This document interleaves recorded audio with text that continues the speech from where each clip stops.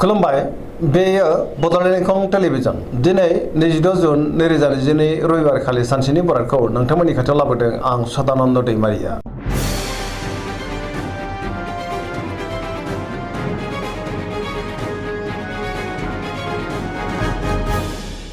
सिगां फरायनो लादों मेष राशि गिबि हांखो अ ल।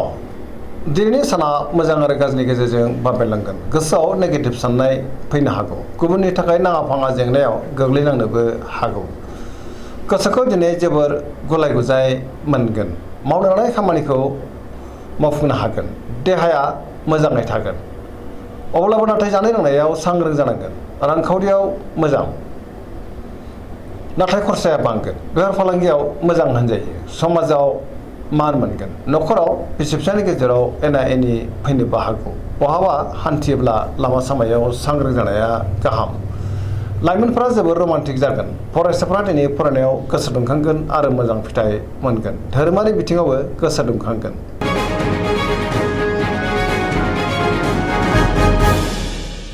वृष राशि गिबि हांखो इ उ ब।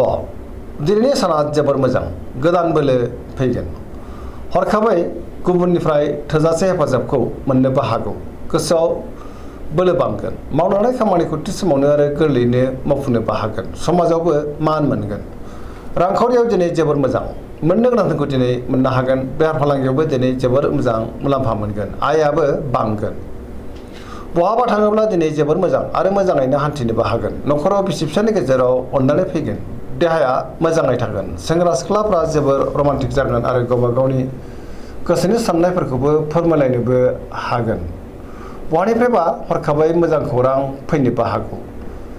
फरायसाफोरा दिनै फरायनायाव गोसो दुंखांगोन आरो मोजां फिथाइ मोननोबो हागोन। पजिटिभ एनार्जिनि गोहोमबो गोग्लैगोन।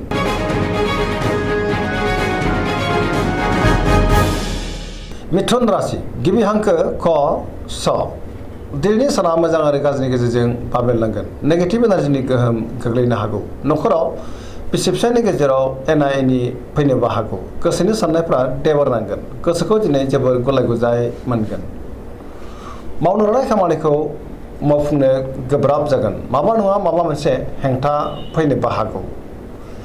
देहाया दिनै मोजाङैनो थागोन। रांखावरियाव मोजां। बेफार फालांगियावबो मोजां होनजायो। न'खराव सोरनिबा थाखाय नाङा फाङा जेंनायाव गोग्लैनांनोबो हागौ। गुबुननि हेफाजाबखौ मोननो गोब्राब जागोन।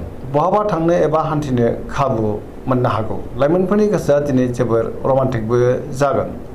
फरायसाफ्रा फरायनायाव गोसो दुंखांगोन आरो मोजां फिथाइ मोनगोन।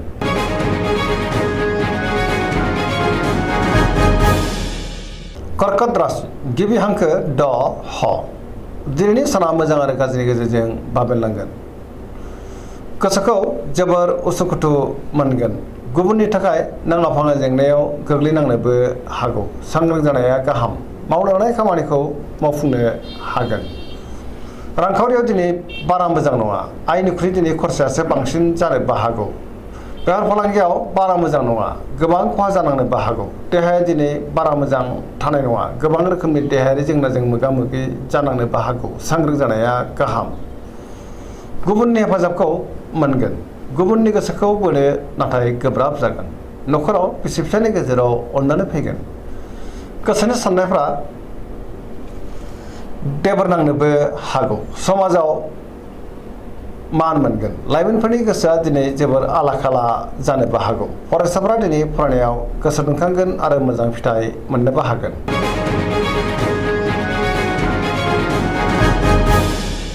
सिंह राशि गिबि हांखो म थ। दिनैनि साना जोबोर मोजां। बयजोंबो गोरोबनो रोंगोन। गियाननि आंखाल जानाय नङा। गोसोखौ दिनै जोबोर रमान्टिक मोनगोन। सोरजोंबा बाख्नायजानोबो हागौ।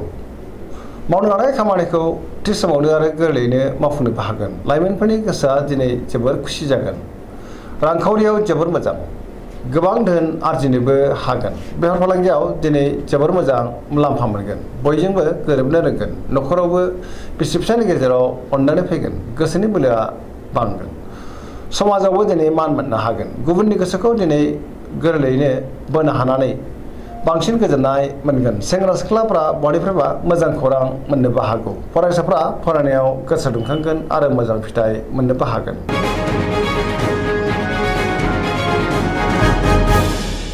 कन्या राशि गिबि हांखो प ट। दिनैनि साना बारा मोजां नङा। गोसोआव गुलाय गुजाय साननाय फैगोन। गोथों आरो गोग्गो साननो रोंनाय नङा। गियाननि आंखाल जानो हागौ।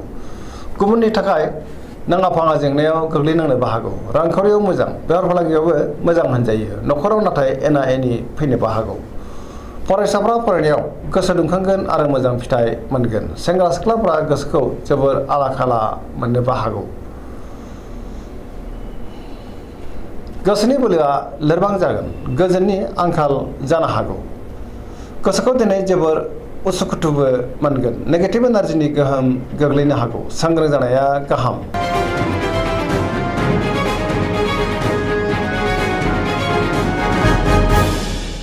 तुला राशि गिबि हांखो र ट। दिनैनि साना बारा मोजां नङा। गोसोखौ दिनै जोबोर गुलाय गुजाय मोनगोन। सोरजोंबा एना एनि जानोबो हागौ। गोबां खामानि मावनो हानाय नङा। गोसोनि साननायफ्रा देबारनांगोन। मावनो लानाय खामानिखौ मावफुंनो गोब्राब जागोन। देहाया मोजाङैनो थागोन। रांखावरियाव जोबोर मोजां। मोननो गोनांखौ दिनै मोननो हागोन। न'खराव बिसि फिसायनि गेजेराव अनलायनाय फैगोन। बिदा फंबायजों मोजां सोमोन्दो थागोन। समाजावबो दिनै गोबां मान मोननो हागोन। बेफार फालांगियाव दिनै जोबोर मोजां मुलाम्फा मोनगोन। फरायसाफ्रा फरायनायाव गोसो दुंखांगोन आरो मोजां फिथाइ मोननोबो हागोन।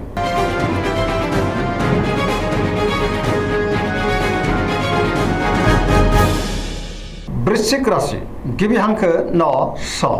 दिनैनि साना जोबोर मोजां। गोबां मोजां खाबु फैनोबो हागौ। गोजोननि आंखाल जानाय नङा। समाजाव लोगो लेवा बांगोन आरो बयजोंबो मोजां सोमोन्दो लाखिनो रोंगोन। गोसोनि बोलोआ बांगोन। जेरावबो गोजोनै थानो हागोन। लोगोफोरनि हेफाजाबखौबो मोनगोन। बहानिफ्रायबा मोजां खौरां फैनोबो हागौ। सोरबा लोगोजों बाख्नाय जानो हागौ। गोसोखौ दिनै जोबोर गोजोननाय मोनगोन। गोसोआव गोग्गो आरो गोथों साननाय फैगोन। मावनो लानाय खामानिखौ थि समावनो आरो गोरलैयैनो मावफुंलांनोबो हागोन। गोदान थांखि लानो रोंगोन। गोसोनि बोलोआबो बांगोन। समाजाव मान मोननो हागोन। न'खराव दिनै अननानै फैगोन। बहाबा हान्थिनो एबा दावबायनो खाबुबो मोननो हागौ आरो मोजाङैनो हान्थिनोबो हागोन। रांखावरियाव जोबोर मोजां। बेफार फालांगियावबो जोबोर मोजां मुलाम्फा मोननो हागोन। गुबुननि थाखाय मोजां खामानि मावनानै होनोबो हागोन।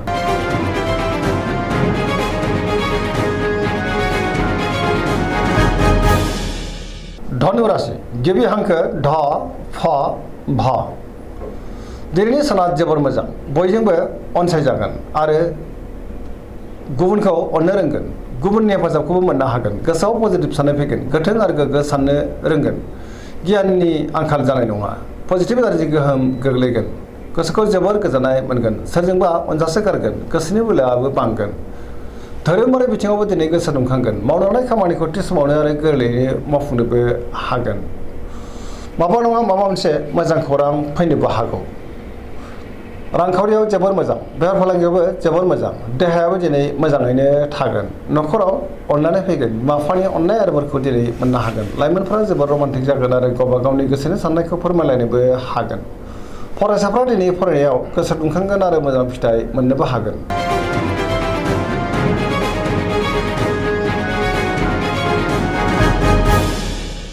मकर राशि गिबि हांखो ख ज।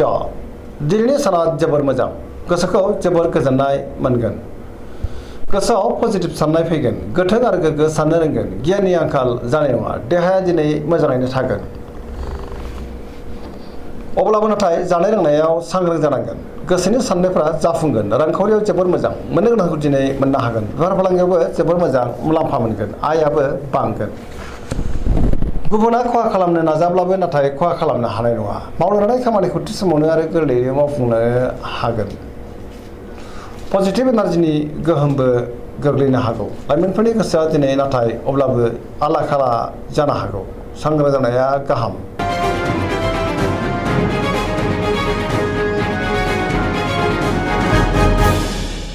कुम्भ राशि गिबि हांखो ग स। दिनैनि साना जोबोर मोजां। गोसोनि बोलोआ बांगोन। सोरबाया बाख्नायनो हागौ। गोसोखौ दिनै जोबोर गोजोननाय मोनगोन। मावनो लानाय खामानिखौ थि समावनो आरो गोरलैयैनो मावफुंलांनो हागोन। बहानिफ्रायबा हरखाबै मोजां खौरां फैनोबो हागौ। समाजावबो थोजासे मान मोननो हागोन रांखावरियाव दिनै जोबोर मोजां गोबां धोन आरजिनोबो हागोन आरो मोननोबो हागोन बेफार फालांगियाव जोबोर मोजां मुलाम्फा मोनगोन देहाया दिनै मोजाङैनो थागोन न'खराव बिसि फिसायनि गेजेराव अनलायनाय फैगोन बिदा फंबायजों मोजां सोमोन्दो थागोन गोसोनि साननायफ्रा जाफुंनो हागौ सेंग्रा सिख्लाफोरा जोबोर रमान्टिक जागोन आरो गावबा गावनि गोसोनि साननायखौ फोरमायलायनोबो हागोन